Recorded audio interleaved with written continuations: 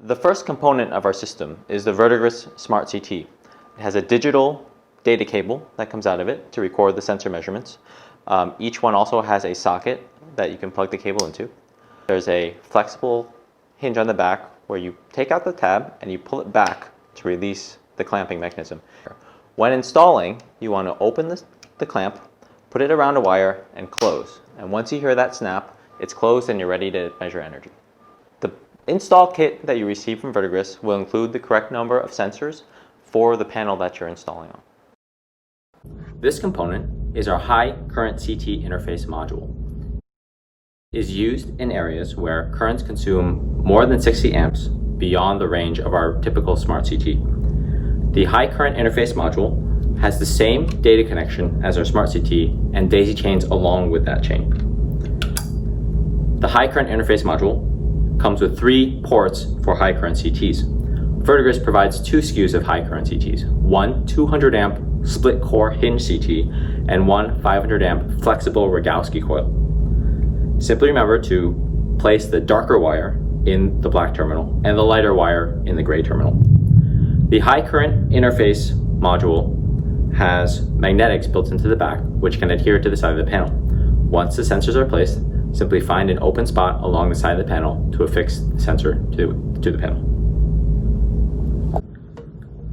This component is our Energy Data Gateway. It communicates between the sensors inside the panel and our cloud. The Energy Data Gateway connects to a panel through a 1-inch knockout in the rear of the unit. A chase nipple and lug nut secure it to the side of the panel. After taking out a screw on the top part of the cover slides off upwards.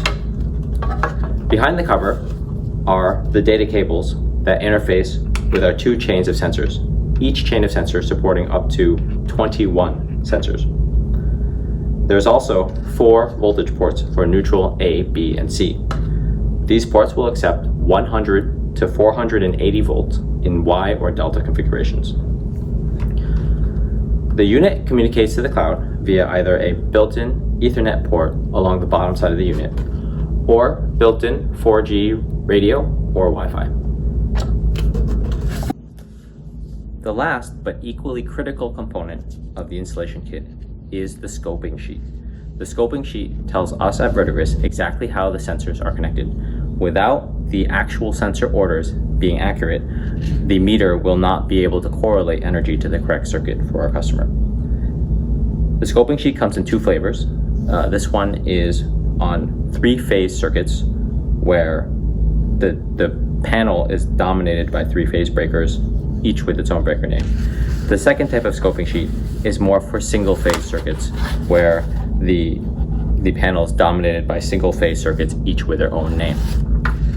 It's critical that the circuit names be documented here and the chain order be listed at the bottom to say, did breaker 1 come first, 2, then 3, or was it 3, 2, 1? And be sure that the number of breakers here matches the physical installation performed.